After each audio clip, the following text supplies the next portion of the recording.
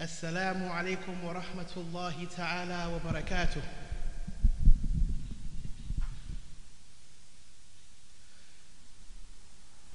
إن الحمد لله نحمده ونستعينه ونستغفره ونستهديه ونؤمن به سبحانه وتعالى ونتوكل عليه ونعوذ بالله العظيم من شرور أنفسنا ومن سيئات أعمالنا. من يهده الله فلا مضل له ومن يضلل فلا هادي له، وأشهد أن لا إله إلا الله وحده لا شريك له، وأشهد أن سيدنا محمدا عبد الله ورسوله عليه الصلاة والسلام.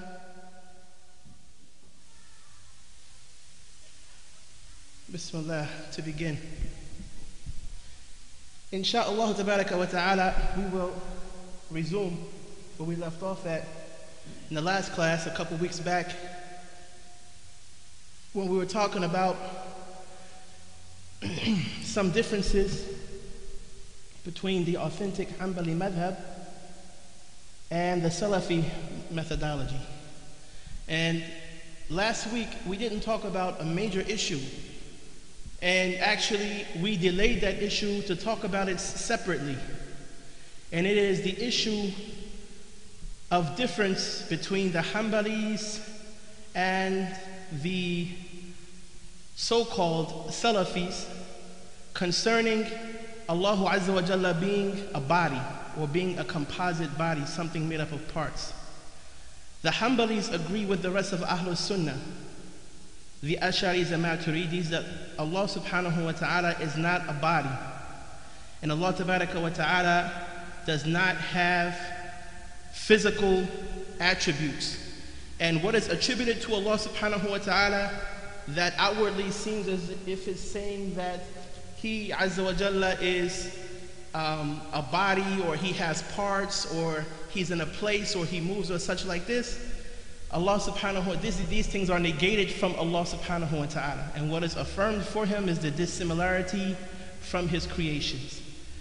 Now, we're going to read, insha'Allah, if we were to read all of the quotes of the Ahlul Sunnah that Allah Ta'ala is not a body, that would take hours, especially if we looked in the books of tafsir, books of theology, books of all different sciences, even the books of language, where the scholars said that Allah Ta'ala is not a body. That would take all day. So we're just going to focus on statements from the Hanbalis themselves. The school that Ibn Taymiyyah follows, or he says that he follows, right? Or at least in fiqh, he basically based the main principles of fiqh that he understood to be on the Hanbali madhab. Look at what some of the ulama of the Hanabila have to say about Allah Ta'ala being a body or not. And then let's compare those to the statements of Ibn Taymiyyah and some of his followers.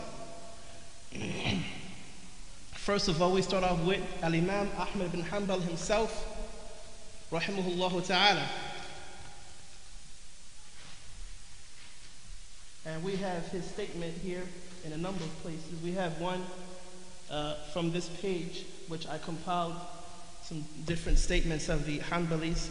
But we have from his actual book itself. What he says here, basically, قال رئيس الحنابلة في زمانه أبو الفضل التميمي البغدادي الحنبلي المتوفى سنة 10 و400 حاكيا عن الإمام أحمد مذهبه. The leader of the Hanbalis in his time, Abu al-Fadl al-Tamimi al-Baghdadi al-Hanbali, who died 410 years after the Hijrah, said in relaying the methodology of the Imam of his madhab, Imam Ahmad bin Hanbal, rahimahullah tabaraka wa ta'ala, he said in his book, اعتقاد الإمام المنبل أحمد بن حنبل Abi Abdullah Ahmad ibn Hanbal. He said in this book, now this is his relaying what the Imam of the Madhab believed, what the creed of the Imam of the Madhab, Ahmad ibn Hanbal, was. What he said was, وَأَنْكَرَ عَلَى مَنْ يَقُولُ بِالْجِسْمِ. This is on page 45.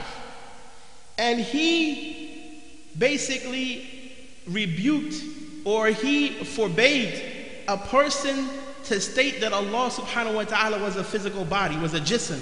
Remember this word jism. In Arabic, jism means a body, right? And In theology, jism means anything which is composed of parts. Even if it was down to a singular jawhar. A jawhar is an indivisible particle, something that is so small it can't be split any smaller.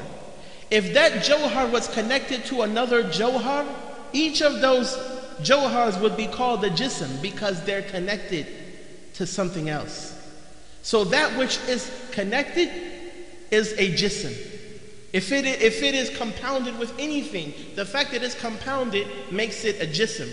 So Al-Imam Ahmad alayhi rahmatullah denied and forbade a person state Allah Ta'ala was a physical body, was a jism. And he said, وَقَالْ إِنَّ الْأَسْمَاءَ مَأْخُوذَةٌ بِالشَّرِيعَةِ وَاللُّغَةِ. He would say that the names of Allah Subhanahu wa Ta'ala are derived and taken from the Sharia, from the Islamic law, and the lugha, the Arabic language. وَأَهْلُ اللُّغَةِ وَضَعُوا هَذَا الْإِسْمَ عَلَى كُلِّ ذِي طُولٍ وَعَرْضٍ وَسَمَكٍ وَتَرْكِيبٍ وَصُورَةٍ وَتَأْلِيفٍ.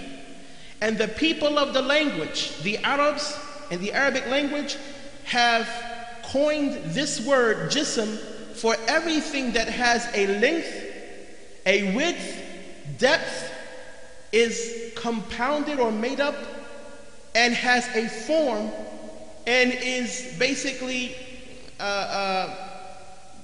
composite, made up of things. Look what he says, وَاللَّهُ تَعَالَى خَارِجٌ عَنْ ذَلِكَ كُلِّهِ. And Allah subhanahu wa ta'ala is outside of all of that. Allah is excluded from all of the above. None of those things apply to Allah. He's not a surah, He's not a form, or a shape, or something like this. He doesn't have tarkeeb. He's not compounded or made up of parts. Tarkeeb and ta'lif mean pretty much the same thing. He's not made up of parts, or He's not built up of things, compounded. He doesn't have tul, arad, or samak. He doesn't have tul, arad, and samak. Like he's outside of having length, width, and height. He doesn't have tul, arad, and samak. Allah Azza wa Jalla is outside of all of this. So he says, Wallahu ta'ala kharijun an dhalika kullihi falam yajuz an yusamma jisman li khurujihi an ma'na al-jismiyya. So it's not permissible to call Allah subhanahu wa ta'ala a body because of Him being excluded from the meaning of body. وَلَمْ يَجِئْ فِي الشَّرِيعَةِ ذَلِكَ فَبَطَلْ. Furthermore, this name jism did not come in the Sharia, in the Quran or the Sunnah, describing Allah subhanahu wa ta'ala, so it's false. Meaning it's false in both instances, by way of language, the linguistic meaning of jism, and by way of Sharia, by way of the two revelations of the Quran and the Sunnah. This term is false, and it cannot be used for Allah subhanahu wa ta'ala. This term is false when it applies to Allah Azza wa Jal. So you see now this stance. Did y'all catch this stance? His stance was the stance of a person who denies Allah being a jism. Not saying it's okay to call Allah a jism. It's not okay to say He's a jism, and it's not okay to say He's not a jism. He said, no, He's not a jism. Linguistically or through the Islamic law, legally, we don't call Allah Ta'ala a jism either way. And what has come to us in the Quran or Sunnah, and what's come to us in the language. Okay? This was the stance of Al-Imam Ahmad ibn Hanbal, rahimahullah ta'ala, by Al-Imam Abu al-Fadl at-Tamimi, who different imams said about him that he was trustworthy. Al-Khatib al-Baghdadi, rahmatullahi alayhi, said, Kana saduqan, he was truthworthy. And I read this quote last class that we had here. Kana saduqan dufina ila janbi qabr al-Imam Ahmad. He was trustworthy, he was honest, and he was buried next to the grave of Imam Ahmad. Do you have a question, Akhi? Yeah, I see.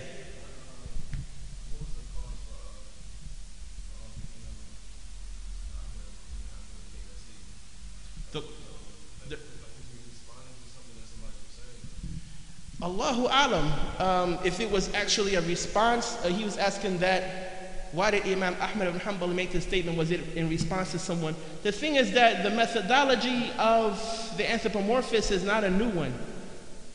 It even existed back then. Because it was such a foolish madhab, and they never had anyone who was a bona fide like scholar to support them, their madhab never really grew like that. It was never really as strong or popular or have any kind of real pool or juice or anything. It never really was like that.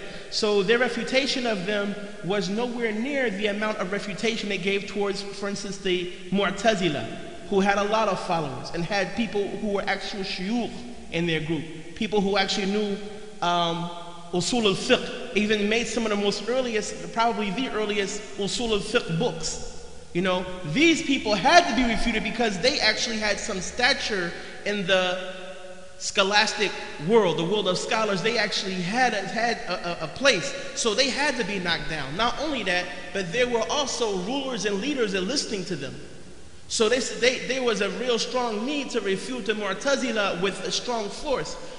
The Mujassima, the anthropomorphists, they existed, but their madhab was so weak. It was like, why even waste time with these dudes? Nobody believes this kind of nonsense. Allah moves and changes and comes and goes and sits and stands and all this. This is nonsense. Like, this isn't from another religion. This is people who, I don't know, worship Jesus or worship cows or worship something that's like a creation that can change and move and has a shape and form and appearance and all this kind of stuff. So they didn't give them so much attention. But that actual statement itself, it could be that somebody asked him about this, but it doesn't actually say, it doesn't mention though that, for instance, someone said this to him. It just said that he denied that someone say this. Like someone, if anyone says this, he forbade this to be said by anyone. Basically, that's the meaning of what it was saying. Wallahu ta'ala a'lam. But that was never an accepted opinion in Islam, and it was always it was always so weak that, like I said, the ulama didn't really give it a whole bunch of attention and time and stuff like this, because of it being such a weak methodology that says something like this about Allah subhanahu wa ta'ala.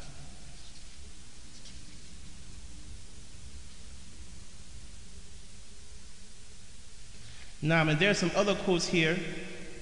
Al-Qadi Abu Ya'la Al-Hanbali,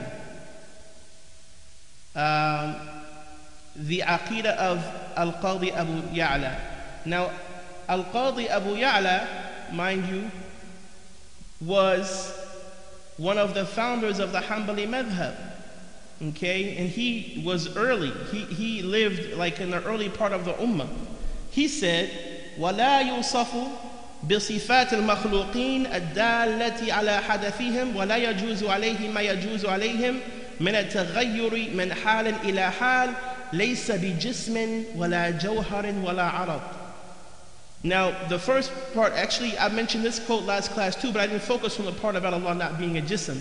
I mentioned that in the translation of it, and he is not described with the qualities of the creations that indicate their temporality, that indicate them coming into existence after non-existence and changing and such. He said, وَلَا يَجُوزُ عَلَيْهِ مَا يَجُوزُ عَلَيْهِمْ. And what is possible for them is not possible for him in the terms of changing from state to state. لَيْسَ بِجِسْمٍ وَلَا جَوْهَرٍ وَلَا عَرَضٍ. He is not a physical body.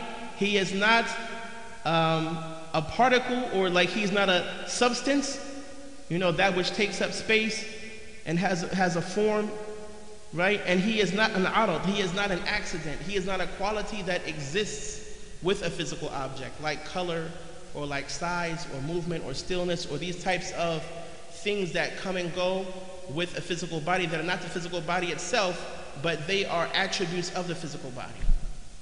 He is not any of this. This is what one of the founding fathers of the Hanbali madhab said early on. He didn't just say, وَلَا نَقُولُ إِنَّ اللَّهَ جِسْمٌ أو لَيْسَ بِجِسْمٍ. He didn't say that we don't say Allah is not a body and we don't say that He's not a body. He straight up said, لَيْسَ بِجِسْمٍ وَلَا جَوْهَرٍ وَلَا عَرْضٍ. He's not a body. He's not a substance. He's not an accident. This is the stance. This is not a stance. This is the stance. the son of Al-Qadi Abu Ya'la. His name is Abu al-Hussein. He also, in a book called Kitab al-I'tiqad, he said the same thing pretty much his father said. After he mentioned different ayat and ahadith that are what the current day Salafis say are literal attributes with a literal meaning that's understood by all, and they're not obscure, and the meaning is known to us. But then when you ask them what that meaning is, they start choking and coughing and stuff. What's that meaning? Okay, the meaning is known to us. The meaning is understood. Then what is the meaning? Tell me the meaning.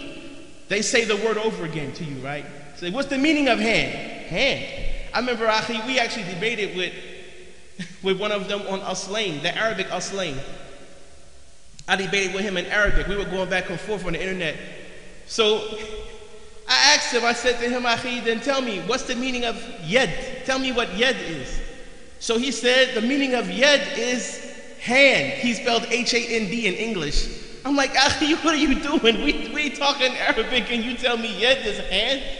I said, no, that's not the definition of yad. That's the translation of yad into English. Define yad to me. So he said, yad is yad. I said, no, that's still not a definition. You can't, anyone who knows any type of knowledge of logic knows that one of the things you do in logic is you define things. The definition is supposed to not have the word it defines in it, or it is a flawed definition. You can't define something one of the things about the definition, the word that you're defining cannot be present in the definition. It has to be all words other than what the actual word you're defining is. So how can you say that yad is yad, and ayn is ayn, eye is eye, and hand is hand, and face is face, and all this? You gotta define it. Tell me what it is. If you look in a dictionary, they don't say yad is yad. They said that yad is al-kaf. They'll say it's the palm. Or they'll say, like in the books of fiqh, yad is understood to be from the tips of your fingers all the way up to your shoulders. Which is why Allah Ta'ala, when He says that, and wash your hands up to your elbows, it said it because in the Arabic language, hand is all of this. The whole arm is hand. So Allah limited from saying your hand, so the Arabs wouldn't believe that you're washing up to your shoulder. So He said up to your elbow, stop at the elbow. This is as far as you have to go. You can stop here, not all the way up. So I'm saying, so then you're saying Allah has a shoulder? Allah has fingers. From the fingertips to the shoulder is what we understand by hand in Arabic, Akhi. That's what yad means in Arabic. So don't say to me that yad is yad and you don't want to affirm the shoulder and fingers. Because this is what's understood by yad. So when they're saying that the meanings are known, Akhi, the meanings are known to who? When did the Sahaba radiallahu anhum talk about the meanings of these things, except to make ta'wil of them and say that, it means power, it means something else? You know what I mean? Not the literal meaning that people understand, even saq or shin. Abdullah bin Abbas alayhima radwanullah said that the saq is not actually the part of the leg like the shin. He said that the saq is a difficulty or hardship. On the Day of Judgment, that Allah Ta'ala would uncover this hardship, would remove this hardship or such on the last day. So I'm saying that to say that, when they say that the names, these words are known and understood and meant, and the literal meaning is meant, well, why do you shy away from explaining it then? Tell us what it is. When we read foot, then explain to me, is foot actual this thing I have at the bottom of my leg? This is the foot from my ankle down? I'm not trying to understand. Because if that's what you believe, you should be able to say it. If you feel too ashamed to repeat it and say it, something's wrong with your aqeedah then. So don't say the literal meaning is meant, because you're playing games.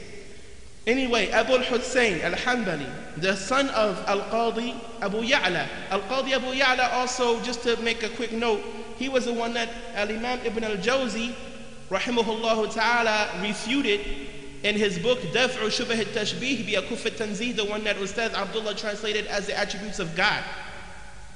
That's one of the shuyukh of the Hanabila. He was refuting that. He said they misrepresented the Hanbali madhab and making it seem as though Imam Ahmad bin Hanbal, rahimahullah, was an anthropomorphist who likened Allah to the creation by making some of the statements that they said. Now mind you, the previous anthropomorphists, the people who did anthropomorphism back in those days, were very different than the Salafis who do anthropomorphism now.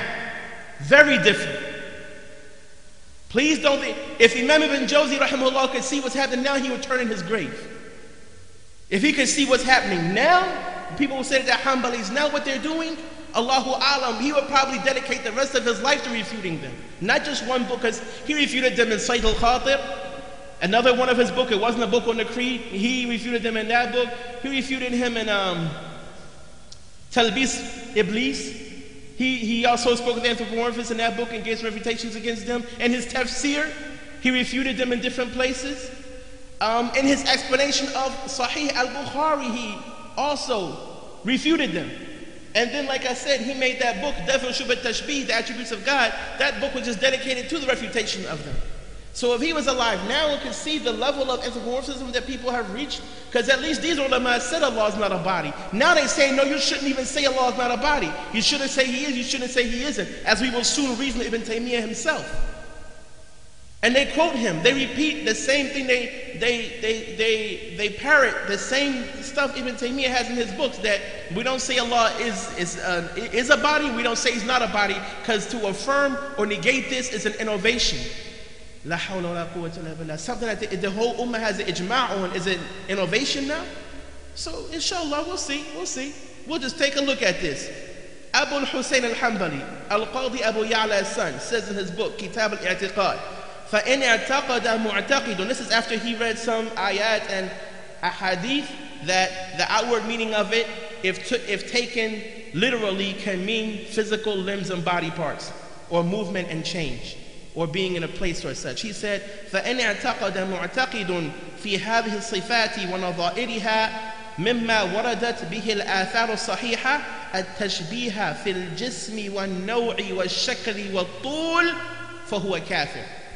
So if a person believes about these qualities and the likes of them that have come in the sound narrations, anthropomorphism or likeness of Allah to physical bodies in type and in size and shape, that person's a kafir. That person is a disbeliever. Al-Qadi Abu Ali, Muhammad ibn Abi Musa al-Hashimi, al-Baghdadi, al-Hanbali. This sheikh right here, he died 428 years after the Hijrah. And actually there was some heat against him and the Ash'ari of his time. There was a debate and there was some stuff going on in between them at that time. They had some disagreements. Him and the Ash'aris of his age had some back and forth stuff that was going on with them. But look, like I said, the anthropomorphism of old, some statements that they said that these are literal, like these things are literal, but Allah's not a body. Like, not literal, they wouldn't say literal, they would say that the outward meaning was meant. And they would mean that the outward meaning does not mean a physical body or physical traits. The outward meaning means something else, but it's the outward meaning. It's not a ta'wil, or it's not an interpretation. It's the outward meaning, but even that outward meaning itself does not mean Allah is a body or changes or... Now, Ibn Taymiyyah's thing was, no, it is literal. It's not just outward meaning, it's literal, and it does mean Allah changes and moves and all this type of stuff. You know what I'm saying? So it's a different understanding between the early Hanbalis who were accused of anthropomorphism and the methodology of Ibn Taymiyyah who actually supported anthropomorphism. So he says, Al-Qadi Abu Ali Muhammad ibn Abi Musa al-Hashmi al-Baghdadi says, صِفَاتُهُ كَذَاتِهِ. Allah Ta'ala's qualities are like His essence. لَيْسَ بِجِسْمٍ فِي صِفَاتِهِ جل أن يشبه بمبتدعاته أو يضاف إلى مصنوعاته ليس كمثله شيء وهو السميع البصير. He said His qualities are like His essence. He is not a body in His qualities, meaning that His qualities that they are affirming when they say what they say wajh and yad and ayn and all these, they say that He is not a body with these descriptions. These descriptions do not mean Allah Ta'ala is a physical body. Allah is exalted and sublime from being likened to His creations or being ascribed to what He has made. There is nothing like unto Him, there is nothing like Him, and He is the all-hearing, the all-seeing. Surah Ash-Shura, verse number 11. Al-Arif Billah, the recognizer of Allah, Al-Imam Abdul Qadir al-Jilani, rahimahullah, was also a Hanbali. He said, describing his Lord Azza wa Jal, قال العارف بالله الإمام عبد القادر الجيلاني الحنبلي واصفا رب العزة سبحانه وتعالى. He said in a book called عقيدة الأكابر, page number 5, لا يدرك بالقياس ولا يمثل بالناس ليس بجسم فيمس ولا بجوهر فيحس كيف الكيف وتنزه عن الكيفية وأين الأين وتعزز عن الأينية. Allah Ta'ala cannot be sensed by using analogies, and He cannot be compared to or likened to people or to the creation. He's not a physical body that He could be touched, nor is He a substance that He could be felt.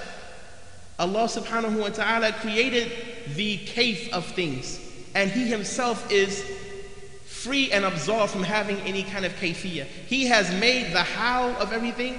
Everything He's given a how to, and He Himself is above having a how. I mean, like everything, there is like how you get up, how you sit down, how you eat, how you look, how you are. Allah made the how, the state of everything. But He Himself has no states like this. A form, a movement, this and that. Allah doesn't have this. وَأَيَّنَ الْأَيْنِ وَتَعَزَّزَ عَنِ الْأَيْنِيَّةِ. And Allah Ta'ala created the places. The ain means where. Like aina ant, where are you? Ain means where. So He said, Allah Ta'ala ayyan al-ain. He made the places. He placed the places, and He is exalted from being in a place. Subhanahu wa jalla wa ala. Al-Faqih Abu al-Khattab Mahfuz ibn Ahmad al-Kalwadani al-Hanbali, who we also mentioned him. And we mentioned a statement that one of his students said that he is an Ash'ari. He's a Hanbali in fiqh, but he's actually an Ash'ari in creed, basically. In his poem that he made, which ends with dal, it's a poem daliyah. He said, قالوا فهل لله جسم مثلنا قلت المجسم عندنا كالملحد. He said, they asked me, they said, so is Allah a physical body like us?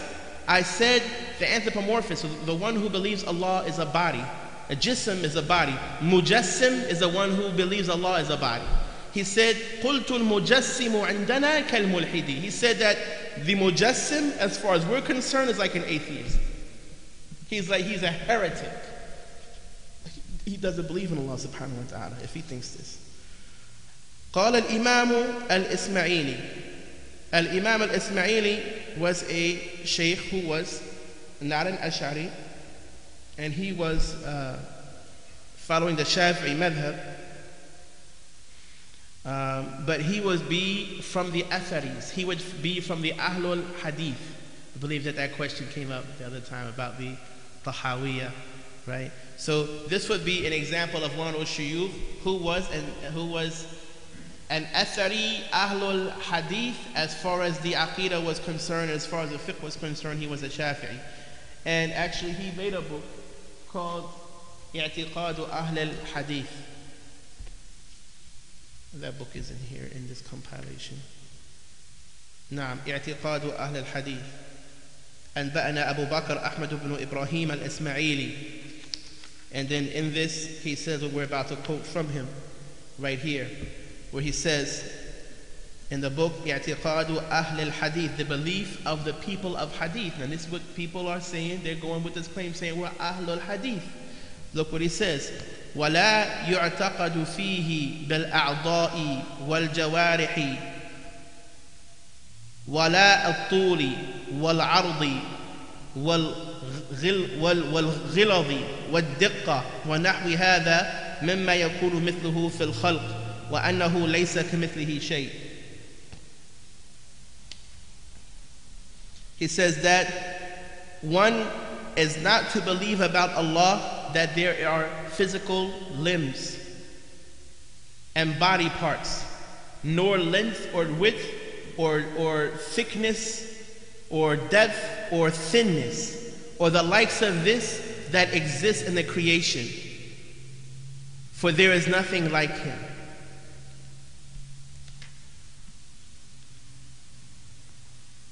Now, and then further on, he said,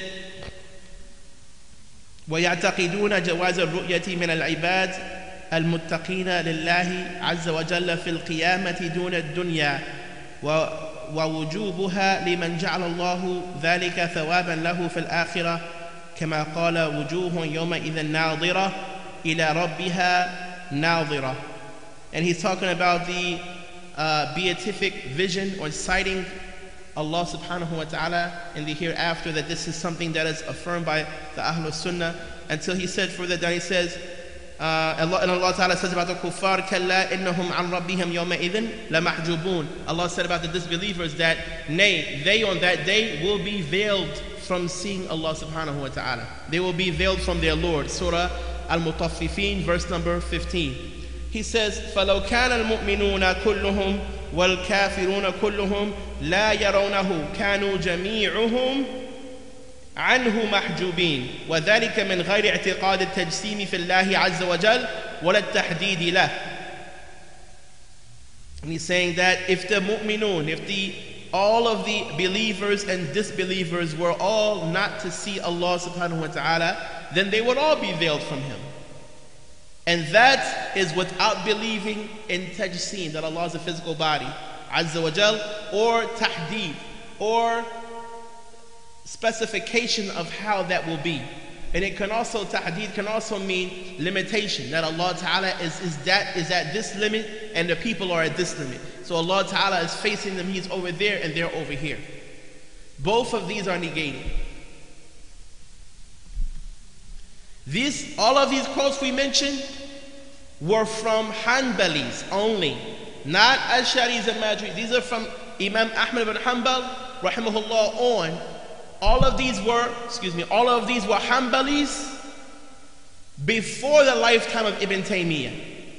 And oh my goodness, subhanallah, if I was to bring this out, Daf'u Shubh al-Tashbih bi Kuf al-Tanzih of Imam Ibn al-Jawzi,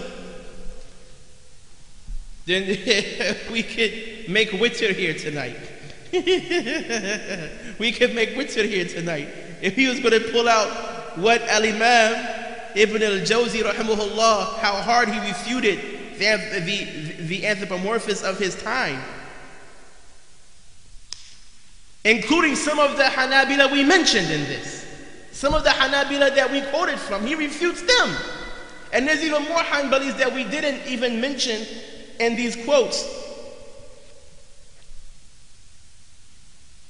واحتج بعضهم بأنه على العرش بقوله تعالى إليه يصعد الكلم الطيب والعمل الصالح يرفعه. And some of them used as an argument to claim Allah Ta'ala is on the throne the fact that Allah Ta'ala says in Surah Fatir, verse number 10, إليه يصعد الكلم الطيب والعمل الصالح يرفعه. To Allah Ta'ala ascends the good word and the righteous deeds, He raises them up. وَبِقَوْلِهِ تَعَالَى وَهُوَ الْقَاهِرُ فَوْقَ عِبَادِهِ. And with Allah Ta'ala saying, and He is the qahir, the conqueror over His servants, over His creations. Surah Al-An'am, verse number 18. He said, وَجَعَلُوا ذَلِكَ فَوْقِيَّةً حِسِّيَّةً وَنَسُوا أَنَّ الْفَوْقِيَّةَ الْحِسِّيَّةَ إِمَّا أَن تَكُونَ لِجِسْمٍ أَوْ جَوْهَرٍ وَأَنَّ الْفَوْقِيَّةَ قَدْ تُطْلَقُ لِعُلُوِّ الْمَرْتَبَةِ فَيُقَالُ فُلَانٌ فَوْقَ فُلَانٍ ثم إنه كما قال تعالى فوق عباده قال تعالى وهو معكم فمن حملها على العلم حمل خصمه الاستواء على القهر. He says that, and they, because of these two ayats, and He's a conqueror over His servants or His slaves, they understood this to be a physical highness, a physical aboveness. And they forgot the fact that physical aboveness only can be for a jism or a jawhar, for a physical body or a jawhar, a substance. وَأَنَّ الْفَوْقِيَّةَ قَدْ تُطْلَقُ لِعُلُوِّ الْمَرْتَبَةِ. And the fact that highness or aboveness can also be used for aboveness and rank and status. So it said, so-and-so is over so-and-so. You know what I'm saying? So like a person may say, like for instance, the captain's over the lieutenant or such like this, or the boss is over the employee or such like this. So he's saying that this is also a type of highness and aboveness. So he says, just as Allah Ta'ala has said, فَوْقَ عِبَادِهِ, over his slaves, he is the conqueror over his slaves.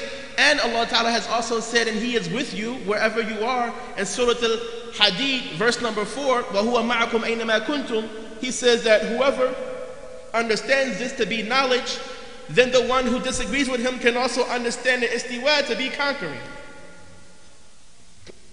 وَقَدْ ذَهَبَتْ طَائِفَةٌ إلى أن الله تعالى على عرشه قد ملأه والأشبه أنه مماس للعرش والكرسي موضع قدميه. قال قلت المماسة إنما تقع بين جسمين وما أبقى هذا في التجسيم بقية. And a group have went to the idea that Allah Ta'ala is on the throne and he has filled it up. He's filled it up. Ibn al-Qayyim mentions this same idea. He mentions this in his book Ijtima' al-Juyush al-Islamiyya. He has that quote in there. And what he's trying to refute, who he calls the Jahmiyyah, who are actually Ahlul Sunnah wal Jama'ah, he has this same quote that imtala'a bihi al-arsh. The arsh became full of Allah subhanahu wa ta'ala. Like a cup become full of water, you pour water into the cup, become full. Like the throne had the seat there and it became full of Allah subhanahu wa ta'ala. That quote is in Ijtima' al-Juyush al-Islamiyya. How would it be then? How would Ibn al-Jawzi feel about Ibn al-Qayyim al-Jawziyya, the son of the custodian of the Jawziyya school that Ibn al-Jawzi's grandson built and made? How would he feel that a person came from that Hanbali school saying the opposite of what he said the true Hanbali school is?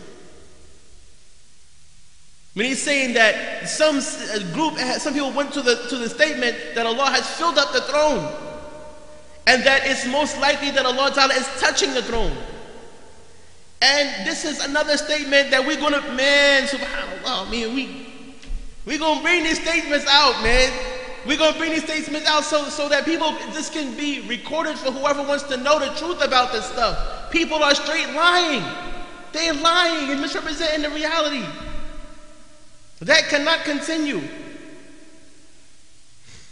And then he say, well, kursiyu mawdi'u qadamayhi, and that the kursi is the place of his 2 feet. If anyone saw the classes we did in Southwest Philly, what we said about the statement of Ibn Taymiyyah in his tafsir, when he mentioned the Ayatul Kursi, he said that the kursi is in front of the throne. وَهُوَ مَوْضِعُ قَدَمَيْهِ is the place of Allah Ta'ala's 2 feet. It's a difference in saying مَوْضِعُ الْقَدَمَيْن. مَوْضِعُ الْقَدَمَيْن could mean the place of the 2 feet, meaning that it is in front of the throne where the 2 feet would go. Not that Allah Ta'ala has 2 feet, not his 2 feet, but where the feet go. Which is basically to say then that there's a throne here, then there's a footstool there. If a person went to a barber shop, you sit in a chair, there's a footstool where your feet go. That footstool is a footstool whether or not you're sitting in the chair, but because that's how the chair is made, there's a footstool there regardless. As opposed to saying the place of his 2 feet means that you're attributing that place to him and that he has feet and that his feet are there. So it's different. So he said that قُلْتُ الْمُمَاسَةُ إِنَّمَا تَقَعُ بَيْنَ جِسْمَيْنِ. He said touching, this is only affirmed for 2 physical bodies. وَمَا أَبْقَى هَذَا فِي التَّجْسِيمِ بَقِيَةً. He said, and this did not leave anything out of anthropomorphism or saying Allah Ta'ala is a physical body. That is totally anthropomorphism. To say or believe this, that Allah Ta'ala touches the creation, or that he has 2 feet and those 2 feet are in front of the throne or such like this. And furthermore, these types of things cannot be taken anyway because they didn't come in a sound narration or in the Quran. These are things that are narrated from weak chains from some of the tabi'een and such. So this is not even acceptable in creed. In fiqh, it would have a hard time to be accepted. So in the aqidah, even more so. Why would a person even take this? Unless they were trying to cause fitna and cause confusion. So there is a quote actually where it talks about Allah Ta'ala touching Adam, peace be upon him, our father, touching him actually, with his hands actually touching him. And the naqd of Uthman ibn Sa'id al-Darimi. And we'll read that quote because this is a book that Ibn Taymiyyah also said that a person should really read that book. He advised people to read that book really strongly. Ashadd al-Wasiyya. Ibn Qayyim said that my teacher Ibn Taymiyyah advised people to read that book very strongly. But that book has things that goes against the Aqidah entirely. Did Allah Ta'ala touch Adam alayhi salam? Massahu biyadihi masisa. Where'd this come from? Masisa? He touched him in touching him. Masisa. Akhi, this is not where you get adding these words from.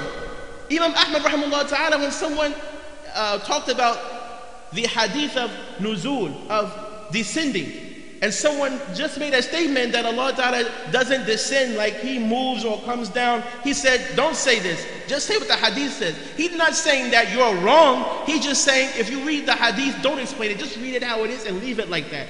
Not to affirm or deny, but just say, just read it and leave it alone, don't explain it. How would he feel about someone explaining it, saying masisa, which even the tabi'een, the tabi'een, already these people didn't say this. Touch Adam alayhi salam and touching him. This is an addition. If we're going to just, the real methodology of Ahlul Hadith was to just say the hadith and have sukut. Be silent. Narrate the hadith, have sukut. Narrate the hadith, shut your mouth. Narrate the hadith, remain silent. That was it. That was the Ahlul Hadith way. We're not going to explain the hadith. We're going to say that we believe in what Allah Ta'ala meant, the Prophet ﷺ meant by this. That's all. But we know he didn't mean he's a body, or he moves, or he changed, or he has hands and eyes and feet and move, come down and go up and moving and all. We know that's not what Allah means. But what Allah does mean, we don't know for sure, but we believe it. So inshallah ta'ala, we'll start from Maghrib. I believe it's time, inshallah ta'ala, or it will be time in a few. So inshallah, we'll end here. And bi'idhnillah ta'ala, we will restart after Salah. Wassalamu alaikum wa rahmatullah.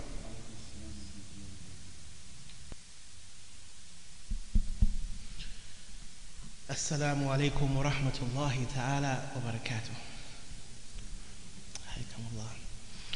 Do y'all know why we do this?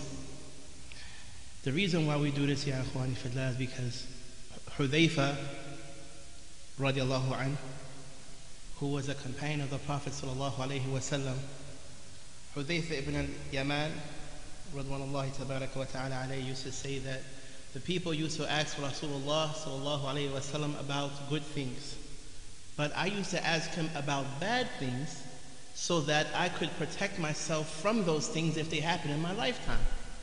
So he used to ask the Prophet about the fitna, as opposed to asking him about what is the best of these. One person against the Prophet said that, ma afdal al-a'mali ya Rasulullah, like, what is the best of the good deeds, O Rasulullah sallallahu alaihi wasallam? So he would tell them, imanun billah wa birrul walidain, he would tell them the good things, having faith in Allah, treating your parents kindly, such like this.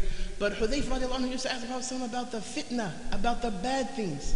Why? So that he could protect himself he could safeguard himself from those things. And it came that not everyone knew about the fitna. Not everybody knew about the fitna.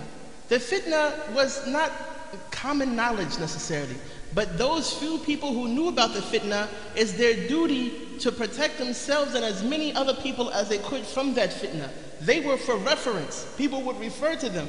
And to the extent that Umar alayhi radwanullah would say that if Hudhayfa didn't go to a person's janazah to pray the funeral prayer, I would also stay behind out of fear that that person might be a hypocrite, because Hudhayfa knew the names of the hypocrites. And if he didn't go pray for that person, then maybe there's something was wrong with that person.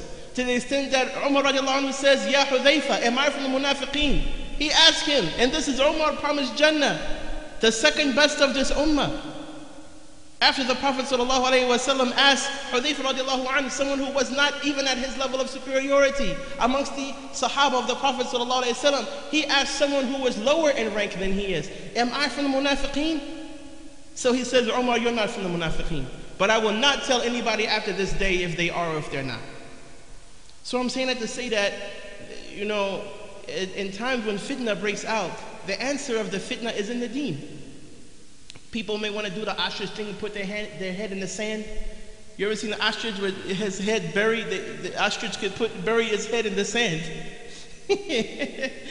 This is not the day to do that. Because if the ostrich saw a lion and put his head in the sand, that's not going to make the lion go away. The lion's going to eat him still. So the same thing, that if we want to close our eyes, if we want to open our eyes, we want to turn away, if we want to just go to the next riada, go to the next thing at Penn's Landing, go to the next concert, whatever it is, the next poetry reading, the next whatever, and act like there is no problem, there is no misunderstanding, everything is hunky-dory, everything is cool, those problems are going to come to us right into our houses. Right into our house, right into our masajid, right into our schools that we put our children into if we have children. It'll come right into the lecture or the conference you're listening to. You'll hear something that, oh man, was that right or wrong? That made me feel weird when I heard that. My hair stood up. Like, was that correct what he said? That sounded really strange. So these things, these fitna, we avoid this fitna by learning the truth, by learning the haqq. If people are not learning the haqq, if our concern is not to learn the haqq, and the haqq also includes the sweet and the bitter. There's the what they call the bitter truth. There's the sweet truth and the happy truth, alhamdulillah. But there's the bitter truth too. And both of those sometimes are necessary, especially when there are things going on that are causing harm. Then we have to apply the medicine. I don't think anybody likes going to the dentist and getting their teeth pulled, getting root canal. But that root canal hurts. The dentist thing, that hurts one time and it's over. One time really painful, but once it's over, it's over. But that cavity can hurt you every day. Every day, pain. You can do it at one time, get it over with, and not have to do it again. So, like I said, this is not, I'm not talking about Ramadan right now. Rajab, we're in Rajab right now. Could be talking about the beautiful sayings the Prophet ﷺ about Rajab and Sha'ban and Ramadan and these beautiful things, getting ourselves ready. But at the same time, ya akhwani, these classes also have to be held in most cities of the world when there's a need for it, when there is the propagation of falsehood is happening and many people are being fooled by it. When it's coming in the form of the truth. Now, we're not talking about the Qadianis. They're also here in Philadelphia. We're not talking about the Shiites. They're also here in Philadelphia. They're starting to crop up, and if they get bigger, we may have to have some talks about them too. We're not talking about the Israelites, you know what I'm saying? Because Muslims pretty much can see the falsehood in that, see the nonsense. Israelite, you don't even got an Israel passport. You're talking about Israelite. I mean, how you an Israelite? You can't even go to Israel. Astaghfirullah. But I'm just saying, it's like stuff is just like funny. Like, dude, what are you talking about? You colorful, but you're not from Israel. Your outfit is got a lot of colors and stuff, but homies, that's not where you're from, and you're not from here.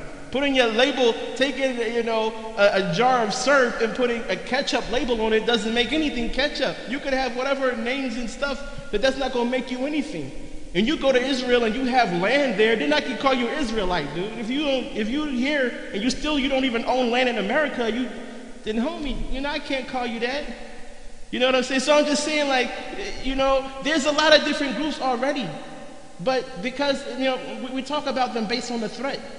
Like I mentioned, there were anthropomorphists in the early days of Islam. Why they focused on the Mu'tazila so much? Because the Mu'tazila had power. The Mu'tazila was like in your face. The Mu'tazila had books, they had ulama, they had scholars that actually knew something. Like they were dangerous, they were a threat. These dudes wasn't no nobodies, they wasn't just no average Joes. Like these dudes had some knowledge. But they were incorrect about their methodologies, things that they were saying were wrong. So they had to be refuted. But the anthropomorphists, they never even had a head to raise up to begin with. Their heads were already so small, it's like, man, these dudes they just some jokers, man. They don't have no knowledge. They just saying the laws, Azza wa Jalla is a body, a huge man on the throne. They wackos. So because of that, because there is a threat now, because people are saying about the methodology of the Salaf, and the Salaf is this, Salaf is that, then when you look in the books, you see that the Salaf don't even say what they say. And if they think that the Salaf is Muhammad ibn Karram, because he was in an early age, they got another thing coming. He wasn't from the Salaf al-Salih. If that's the case, the Shiites could say that the Shiites have a Salaf, and that they follow the Salaf. Anybody can say that they follow Salaf if that's the case. If a person can be right or wrong, but they live in that time, no matter what they said, they just ma'asum because they lived in the first 200 years after the Hijrah, so whatever comes out their mouth is okay. No, they have to be Salaf Salih, not just Salaf. They can't just be live at that time. They have to be at Imam. They have to be recognized by the ulama of Ahlul Sunnah in that time and be accepted as being true and being correct on their methodology. Not just anybody, not Muhammad ibn Karram from the Karramiyya from Sijistan.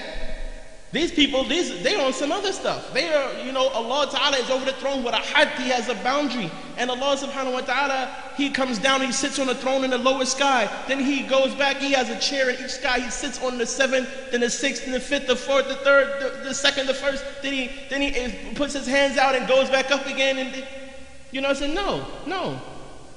This is not the aqeedah of Ahlul Sunnah wal Jama'ah. And the thing is, like I said, when these things are being propagated and people are talking about this type of stuff, there becomes a need for that to be addressed. So without further ado, there is something I remembered I need to do, insha'Allah ta'ala, in this class. And at the beginning of that class, I forgot to do it. So I'm going to do it right now, insha'Allah wa ta'ala.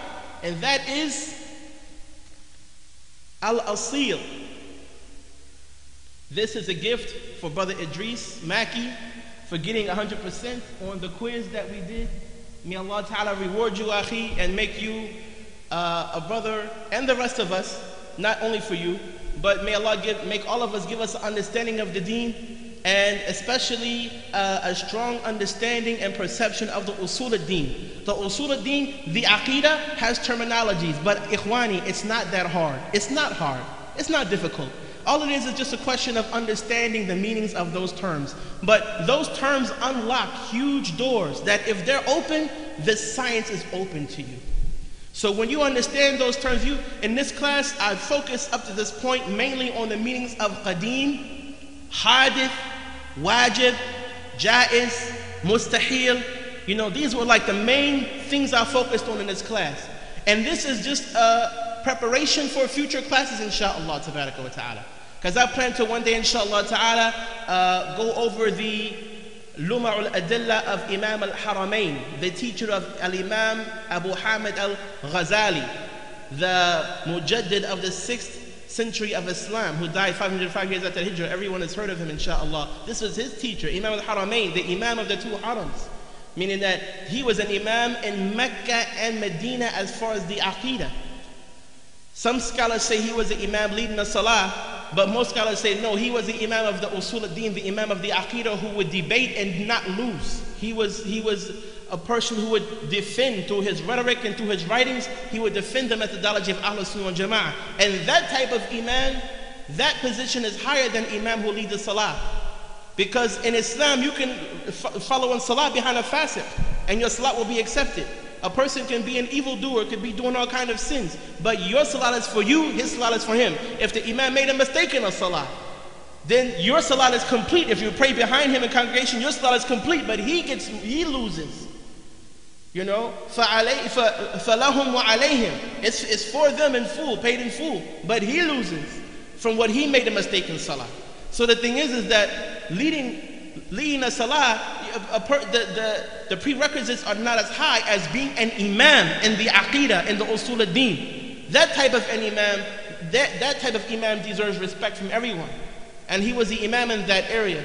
And he was the teacher of Al-Imam Al-Ghazali, rahimahullah ta'ala. And his book on the aqeedah, Luma'ul Adillah, is like a shortened version of what he wrote in his other books, like Ash-Shamil and Al-Irshad. He has some other books that are longer, that explain the methodology and the creed of Ahlul Sunnah.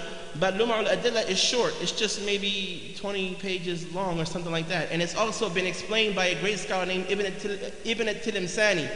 Ibn Taymiyyah, rahimahullah tabaraka wa ta'ala, has an excellent explanation on it. Unfortunately, the person who typed it from the manuscript, there's a lot of typos, unfortunately. Like the only copy of it that's available in the market for sale is a copy where the person who basically published it from the transcript, like he has a lot of typos in there. And without having a second one to actually verify, or having the manuscript itself, like a copy of the manuscript itself, to check and verify, this is like, it's difficult to benefit from it or to do a class from it. But some things can be gathered from it and from other books that deal with the same topic. And from that, insha'Allah ta'ala, a class can be made. Very excellent book he did on the Aqeedah though, very good. And may Allah give us tawfiq to teach from that. But like we said, knowing these concepts we did in the quiz, and concepts like these are essential for going into something like that. Because that's like next level. That's what people have to understand, what hadith is. If they don't get that, then texts like that are over their head. So alhamdulillah rabbil alameen, everyone here did good on the test, well, alhamdulillah rabbil alameen. But mashallah, the brother got 100, so I wanted to give him something special for that, to encourage all of us, for encouragement for him and for the rest of us, inshallah, that this is just something in the dunya, but in the akhirah, for anyone who took the test, anyone who spent the time, anyone who came to the masjid and sat and dealt with the heat and you know what I'm saying, we don't have air conditioning on that, but went through whatever they went through, the reward is beyond what this whole world can give to somebody for that. For one hasana, the reward for that would be more than this whole earth. So what do you think a person who went through the effort, made sacrifice, went to Allah's house, sat down in the summertime, listened to a long class, brother talking long and drawn out, coming late and everything, you know, all of these things are in your scale of hasanat. It's just all in the unseen, it's all ghaib, it's all the unseen from us. But it's definitely there. Just as sure as we're sitting here, the reward for that is there. Bi-idhnillahi tabaraka wa ta'ala. So to continue, insha'Allah ta'ala, whoever we mentioned from the Hanabila up to this point, these were the shuyukh, the imams of the Hanbali school who affirmed, including Al-Imam Ahmad ibn Hanbal, rahmatullahi alayh, and those ulama who came after him on the Hanbali madhab, who affirmed without any equivocal terms, only could be understood one way, that Allah is not a jism. They said straight up, Allah is not a jism, He's not a jawhar, He's not an arad, Allah is not a physical body, He's not an indivisible particle or a substance, He's not an accident or a quality of a physical body. You know what I'm saying? That's not the body itself, but goes with the body, like movement, stillness, colors, stuff like this. He's not an arad. He doesn't have diqqah, he doesn't have ghilza, he doesn't have thinness or thickness, he doesn't have a surah, he doesn't have a form or a shape, doesn't have tarkib or ta'lif. He's not, made up or built up or assembled from something else or from some kind of substance. Allah is not made up of anything, right? They said Allah doesn't have tul, He doesn't have arad, He doesn't have length, He doesn't have width. Right? He doesn't have umq or samq or like this. He doesn't have depth. So the three-dimensional object, like the 3D thing that we understand the physical body to be, Allah is outside of all of that. And this is what the imams we quoted up till now, they all affirmed this. They didn't have a neutral position on this issue. They took the position Allah is not a body. They weren't neutral. This was before Ibn Taymiyyah. Now we're going to read from the contemporaries of Ibn Taymiyyah, from the Hanbalis, and after Ibn Taymiyyah, okay, who also said the same thing. Then we're going to read Ibn Taymiyyah's sayings and see how they compare. Do they compare with what these ulama are saying about Allah tabaraka wa ta'ala? Right? So look, وَفِي حَيَاةِ Ibn Taymiyyah, and in the lifetime of Ibn Taymiyyah, there was a great imam, the great shaykh. We mentioned he was the Shaykh al-Hanabilati fi zamanihi. He was the Shaykh of the Hanbalis in his time. The Imam, the Hanbali Imam from Misr, from Egypt, Ibn Hamdan al-Hanbali, who also, his laqab was al-Harrani, like Ibn Taymiyyah al-Harrani. He was also Ahmad ibn Hamdan ibn Shabib ibn Hamdan al-Namri al-Harrani al-Hanbali.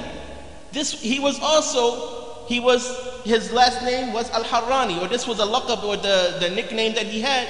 He was also living in Ibn Taymiyyah's time. Ibn Taymiyyah born when? 661 after the Hijrah. He died, this Shaykh died 695. Ibn Taymiyyah was in his 30s, his early 30s, when this Shaykh died. This means this Shaykh was already accomplished. He already was up there and advanced in age. He already had done what he could do as a scholar and lived a full life, and he died. When Ibn Taymiyyah took the torch pretty much in the Hanbali madhab as being one of the scholars of the Hanbali madhab, but saying things that were very radical and very different than anybody before him. Okay? So what did this Shaykh say in Nihayatul Mubtadi'een fi Usul ad-Din, the book we say like that, a Salafi Qadi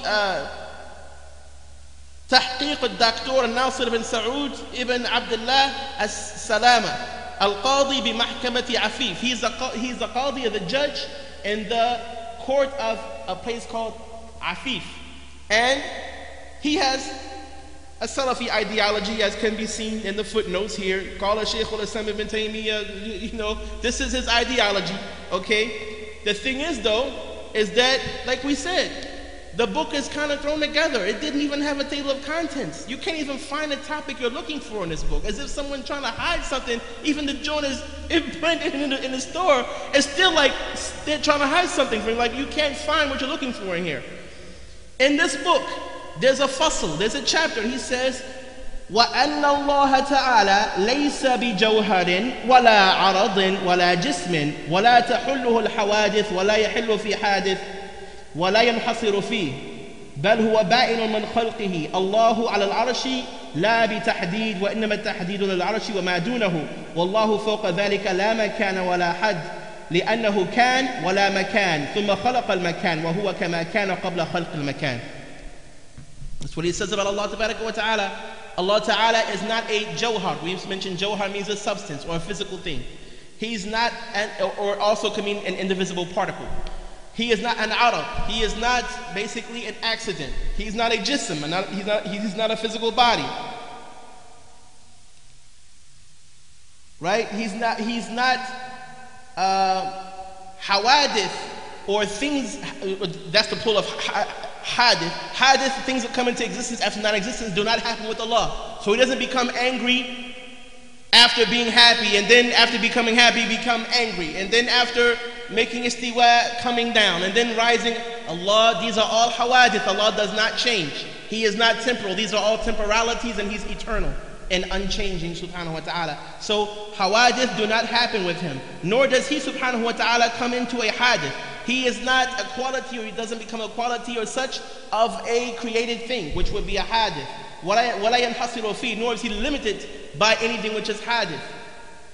Rather, He is separate from His creation. The separation of Allah to the creation is not like the separation of this book from this book. This book is over here, this book is over here. So this is ba'in. بَيْنَهُمَا بَوْن, like they have in between them a space or an area. This is not the baynuna of Allah to the creation. Allah is laysa kamithlihi shay'. He's not like them, period. Not that they're here and He's there and they have a place relative to Him. Everything is ba'in from something else with that meaning.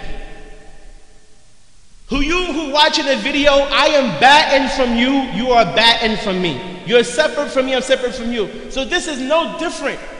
That type of being separate, of physical separation, this is affirmed for all the creations.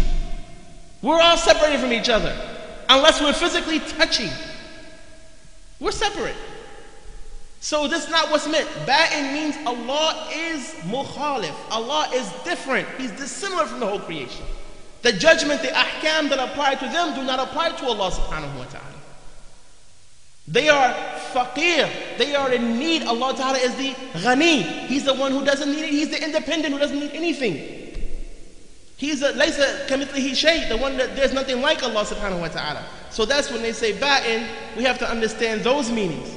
Not the separation of water and milk or something like this, or this is here and that's there, so they're ba'in, or when you put oil in water, the oil rises to the top and the oil is ba'in or something like this. This is not ba'in.